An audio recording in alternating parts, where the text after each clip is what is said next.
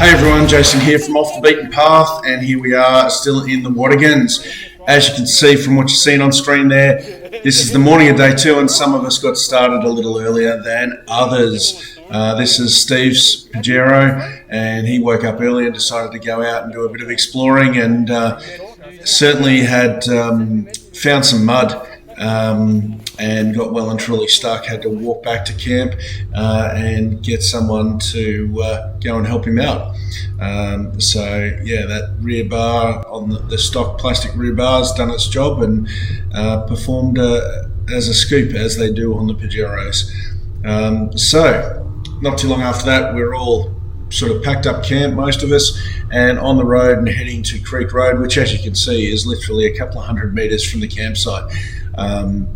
Now, the interesting thing about Creek Road is there's a lot of discussion about should we do it, how hard is it going to be, you know, are people going to break things on their vehicle? And Steve might have suggested that, look, it's being rated, it's going to be really easy. And to be fair, the first part was. The second part was a little more maybe than what people were expecting or bargained for. But sometimes that's just part of the fun, isn't it? So as you can see, look, the first part here at Creek Road started off. It's just a typical sort of forest track, a little bit of a descent, so there's a few little rock steps here and there, but most of it is pretty manageable. There's a few ruts as well, as you'll see. So that's Kieran ahead of me there in his Gen 2. And Steve ahead of him in his Gen 4.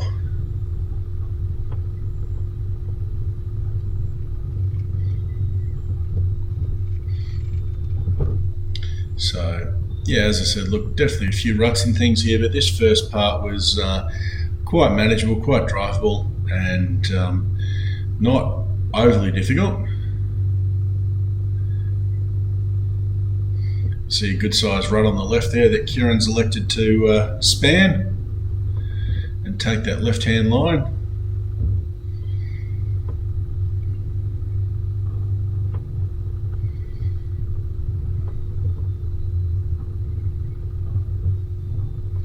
Keeping in mind the camera always flattens these things out,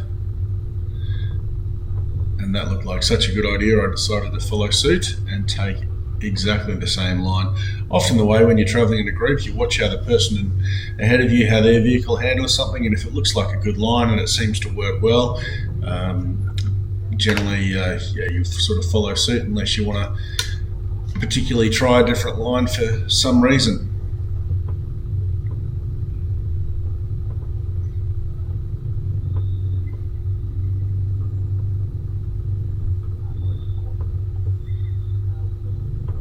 A little bit of a rockier section here, but again, so far the track was pretty much delivering as promised. You can see how dense the forest is. A lot of small trees here in the Watagans, at least this part of the Watagans. I suspect it's been cleared either through pine farming activities, forestry activities, or bushfires in the past. And once you get off the tracks, yeah, it's just super dense. Very different to most parts of the Vic High Country. So as you saw here, we've got sort of a rutted step down. Kieran up ahead there has actually dropped his wheels into the rut on the right hand side and elected to drive them. And I've decided to drive the ruts here and let the suspension do a bit of work.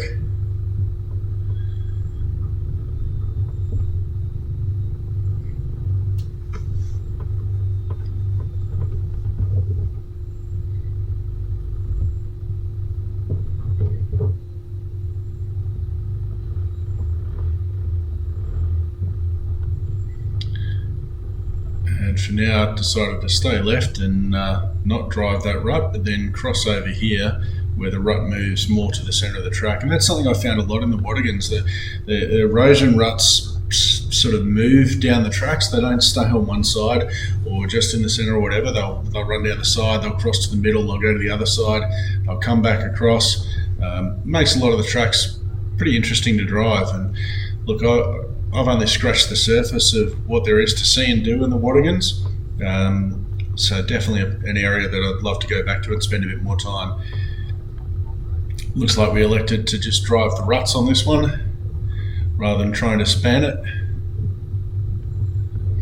I tend to shy away from driving in the ruts on tracks like this, so I always get a bit worried about panel damage. And that's why I think I took the opportunity to actually drive this and prove to myself that no, you're not going to get panel damage just because the bank's sitting up really high.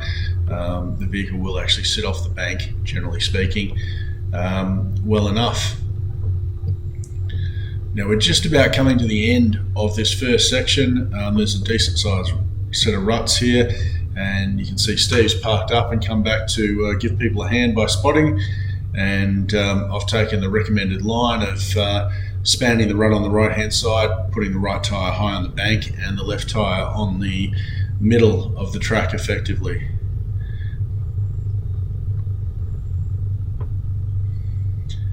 And there's Kieran as well, he's come back to help spot people.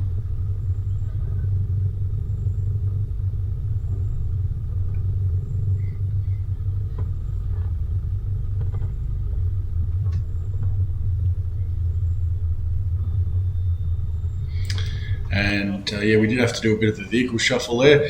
I was able to get out and get some more footage here. So that's Dave in the paginator coming down, just cruising through those ruts. I think he was the only one that elected to drive them, but I do think he's running one of Steve's 3-inch lift kits. And there's Mick from Mick's 4-wheel drive touring, again taking the same line as most of the rest of us and electing to span those ruts. I've got one, the factory part from the front left that I broke, that's a aftermarket. Yeah. And here comes Sean now, I think, in his Gen 3. Again, as I've said on other videos, this was only Sean's 3rd or 4th time out wheeling his Gen 3, so pretty solid effort. I'll have some good footage from driving behind you. The GoPro does a pretty good job. Yeah, I'm just going to put a thing up on the page. And again, you can see there's plenty of room to span that rut, and there was good traction as well, so it wasn't overly concerning. Slow and steady often wins the race with those sort of conditions. And another Gen 4 coming down. You can see the height under the center of the vehicles there, showing you just how deep those ruts are. And this really was just the beginning of the fun that was to be Creek Road. So that's the next section heading down to the bottom. And little did I know what it was going to take to get up that other side and how long it might actually end up taking us. So Steve headed off first, Kieran in his Gen 2, and me, so we're still got that same order for now. Steve's gone down the bottom and parked and has come back again to spot people.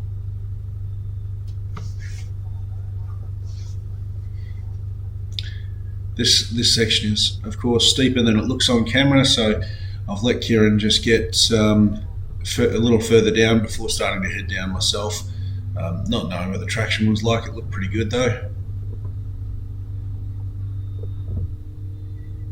A little bit of a rock step just here.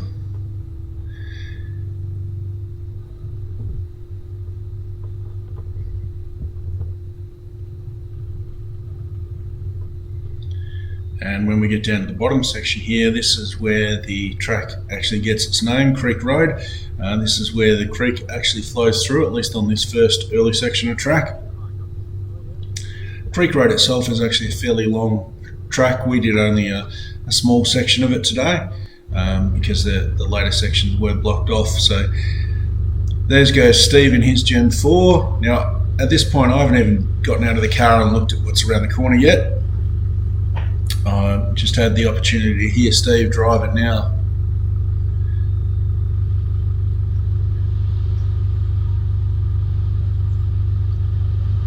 And here goes Kieran in his Gen 2 Pajero.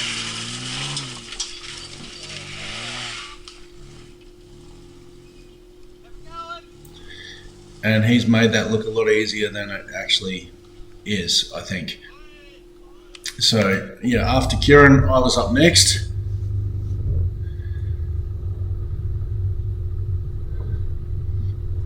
So, having seen one person drive it, I didn't have much of a strategy other than just point the vehicle at it and try and climb up it. The tricky part is you've got these two rock steps here that you've got to climb. That's the front edge of the bull bar making contact with the rock. I think I did have the rear diff lock in. I actually can't remember. And that's just climbing up, a little bit of a wheel lift there as you just saw, and then you've got this great big earth hill in front of you to climb up and out and over. I think they've placed this here to limit erosion, but it certainly makes getting out quite a bit more challenging. So yeah, I've pulled a long way past everybody else. So this is me again, filmed by one of the guys on the side there. It gives you a little bit better view of just how wet and slippery that rock was, and just how big the steps were.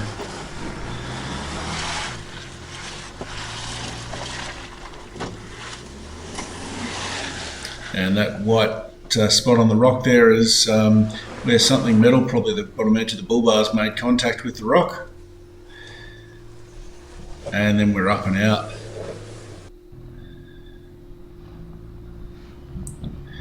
Now I think for those of us that came early, we made that probably look a lot easier than it looks for some of the guys that come later.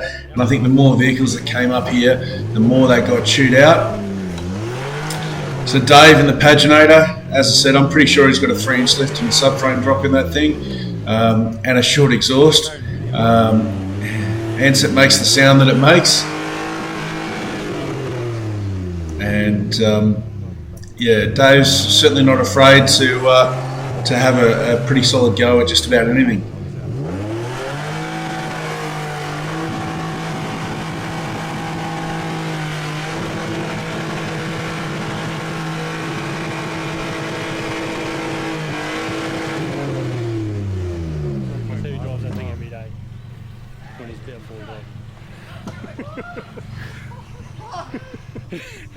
You starting a fire down there or what? So a little bit of smoke and rubber there. Like that, but better. And as I said earlier, I think the more vehicles that came through, the slipperier those rocks were getting. There were a couple of people between me and Dave that I didn't get to film while I was parking my car. There's no way I'm finding this. I'll give it some bunty, but it climbed up. You went up easy. The only thing was when you came over, because your sliders you hit on there. Yeah. I think it's just a slide mark there. Once you get up this step with the front wheels, go to the left hand down. That's what they're there for. The logs have been pushed out of the hole now. Yeah. Who did that? He did. So Dave's just pulling back there to get a little bit more of a run up and try and change his line slightly. He's hit that nice and hard, and a committed drive, as you might say. And he's up and he's out.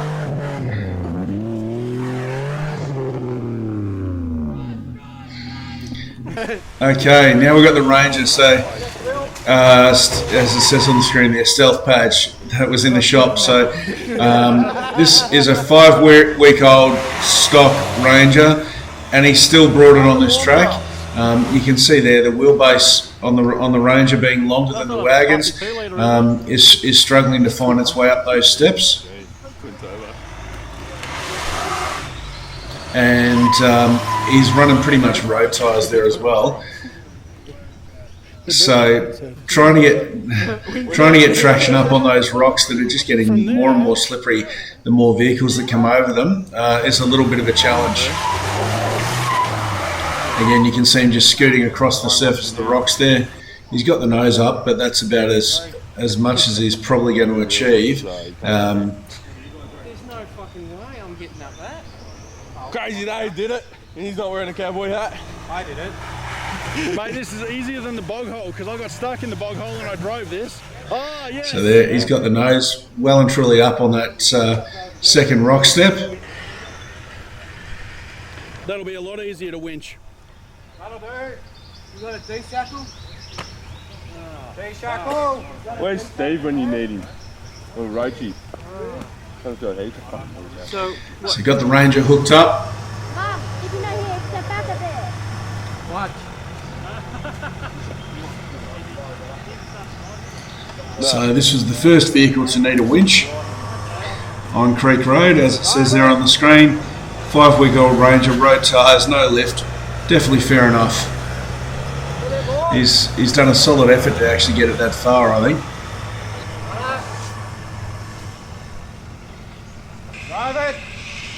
So the next challenge is this exit hill, which is steep, soft and slippery.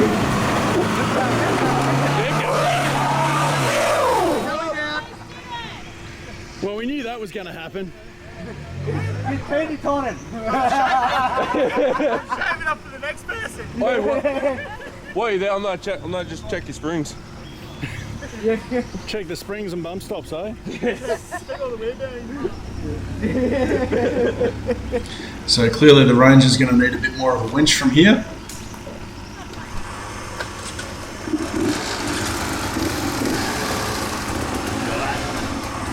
Right, come up.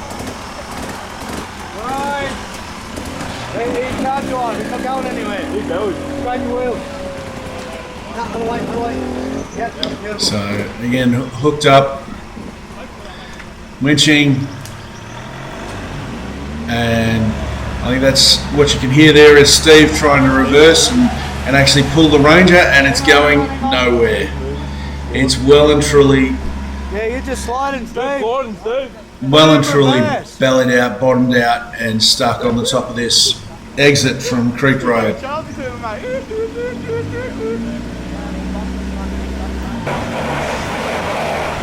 Just trying to get whatever traction he can there.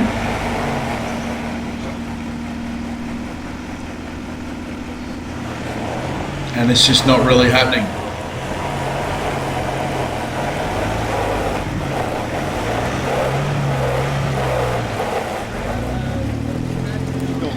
So yeah, next Pajero in line's just waiting down the bottom there. It did take us a while to clear this Ranger, so no doubt came to see what was going on.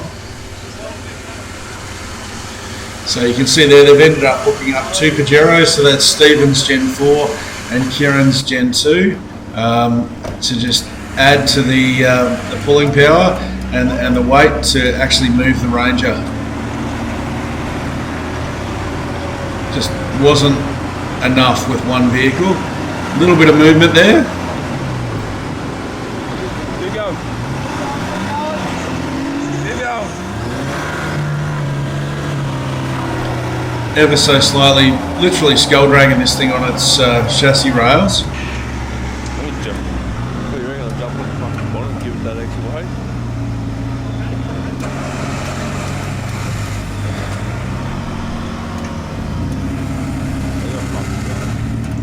So Kieran's just repositioning to get up on the flat ground to have a little bit more pulling power.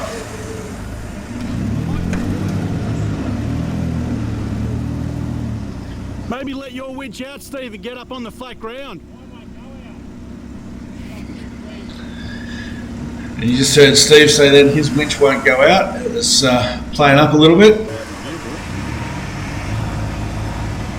Managed to sort that out, so they've got both the vehicles up on the flat ground where they're less likely to be pulled forward by the weight of the Ranger. Here you go. And it's finally come loose, and it's over the hill finally. There's probably a good half hour, and the rear plastic just clipped on the way down there. Another Gen 4, and again I think a lot of the Gen 4s had a factory rear locker. Not sure who's driving this one exactly. The road out there, isn't it? Yeah, there is. But you got to come up this. I'm thinking thinking I'm sort of leaning towards going that. And you can see, yeah, he's made it up pretty easily and made that hill fairly comfortably. A little bit of a scrape on the rear plastic again on the way out.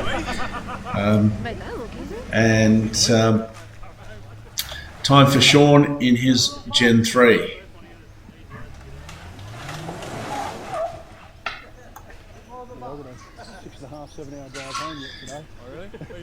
So Sean definitely doesn't have a locker in his Gen 3. So all about trying to get some momentum and make it up these 2 rock steps. At the moment he's got his front up the first step and he's coming up on those logs that have been packed in place there for the second rock step, and that's kind of stopping him from getting his rear wheels up on that first rock step.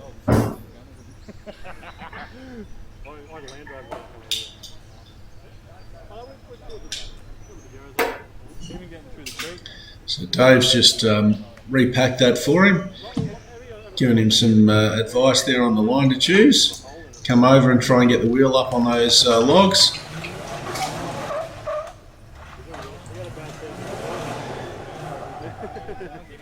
And he's just about making it. You can see that rear tyre spinning on the rock, just losing traction.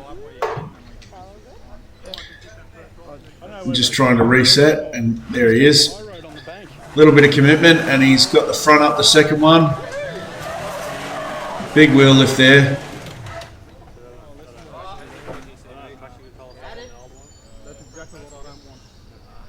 That might be a good spot to winch from.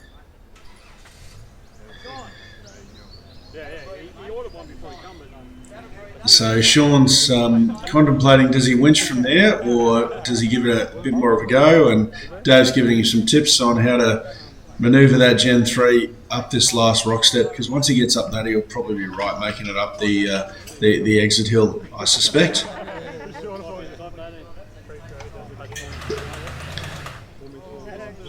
Just kind of going nowhere fast at the moment.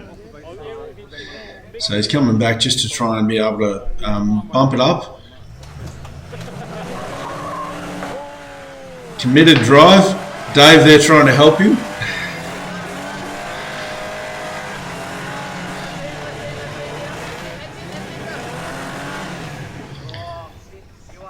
Very close to getting up, but just not quite managing the traction. You can see with the vehicle rocking there, you've got the front left in the air, you've got the rear right lifting up periodically, and that's just, without a rear locker, that's making it very difficult to actually get up this step. So yeah, definitely time to hook up the winch for Sean here.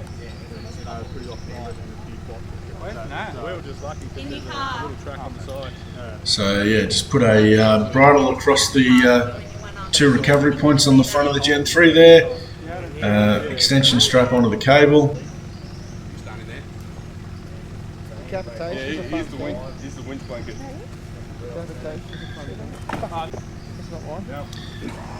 And right to start winching. Didn't need a lot, as you just saw.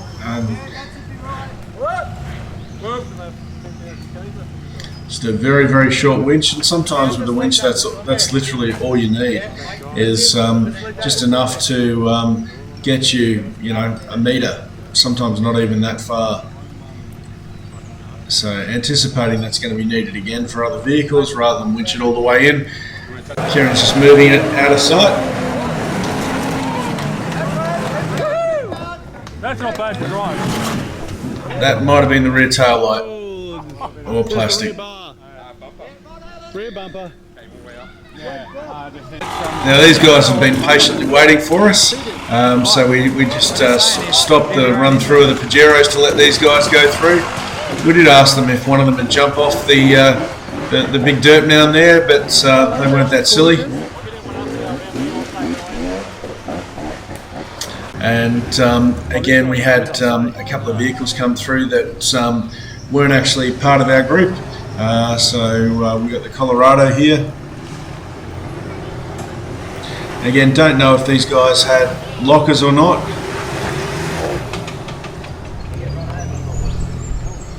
but they've made pretty short work of that. Chosen a really good line.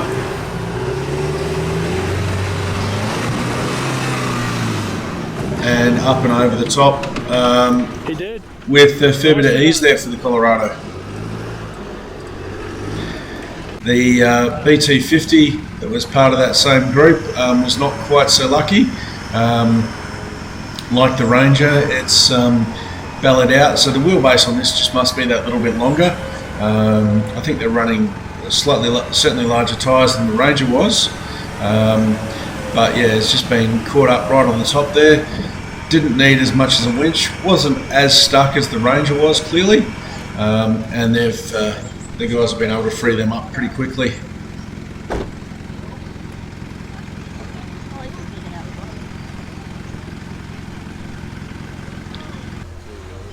And again, part of that same group, Land Cruiser 100, 105, and not sure of lockers or not, but again, it's just walked up there and up and over the exit hill. No problems whatsoever at all. And of course, the last one in their group was a GU Patrol. That's probably about all you need to say about a GU Patrol, isn't it? It's going up and over and just about like it's driving on the highway. Plenty of flex on that thing. So after we let those guys through, the rest of our group started coming through again. So this is Mick from Mick's 4-wheel drive touring. So he was pretty anxious not to break anything on his vehicle, understandably so, and opted for an early winch rather than risk doing a CV or something else. And his tyres weren't the greatest at this point either. He's recently replaced a lot of his tyres, but at this time that some of them didn't have a lot of tread on, so he's taken the safe option and elected to winch up this rockstep that is a lot wetter and slipperier, I think, than when the earlier vehicles came through. Those of us that came through when there had only been 2 or 3 vehicles actually drive this. I think that rockstep was a lot drier and offered a lot more traction than it does for the guys coming through later on now. And again, big lift there as he's come up and the rear tyre's fallen in the hole for that rockstep. He's now on that relatively flat section before the big climb out. Go. Yep.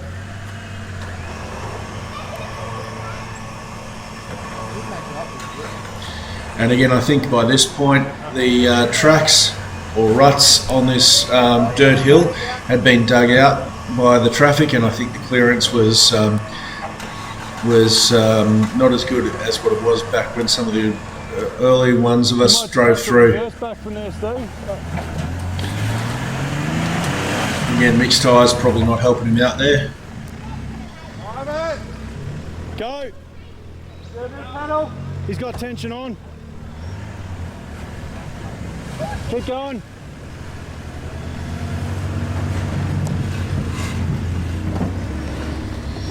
And you can see, I think Mick's running a slightly smaller tyre size than some of us, and he's actually got hung up on the top there and valleyed out. Beautiful. Just slowly. And just eased his way out nicely.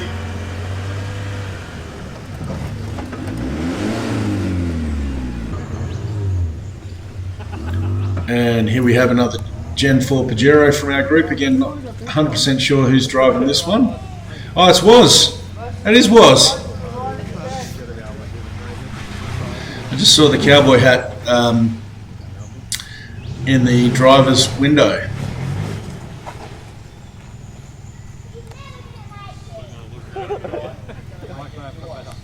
So again, I know Was uses his vehicle for his daily driver and for work purposes, so he was also not keen to break anything.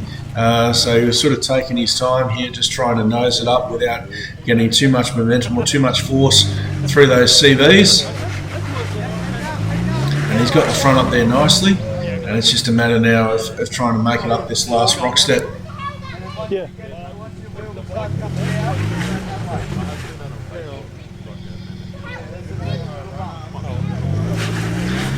You can see there he's just just backing up as much as he can without dropping off that rock step to give it some momentum.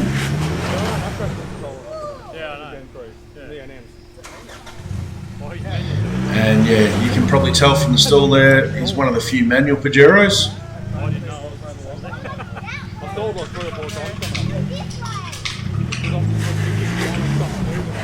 And he's just about making it up.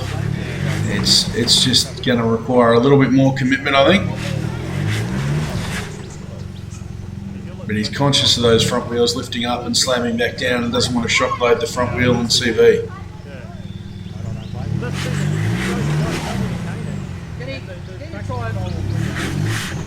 Lots of left hand down.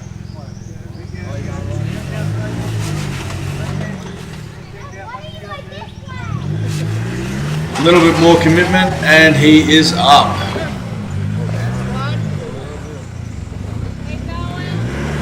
Ready for this last section. And he's up and out.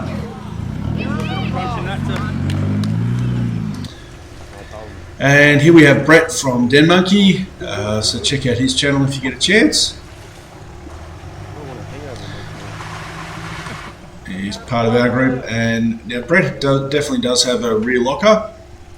And as I've found sometimes when I engage my rear locker, it can impact your ability to steer the vehicle.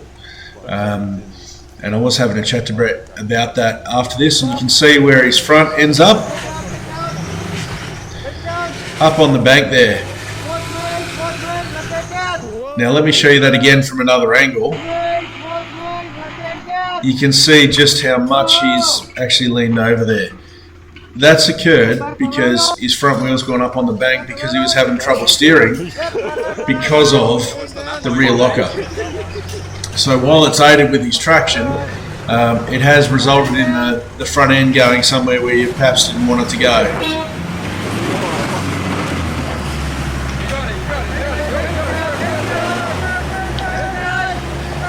And you can see every vehicle that goes up there, the traction on that hill is just getting worse.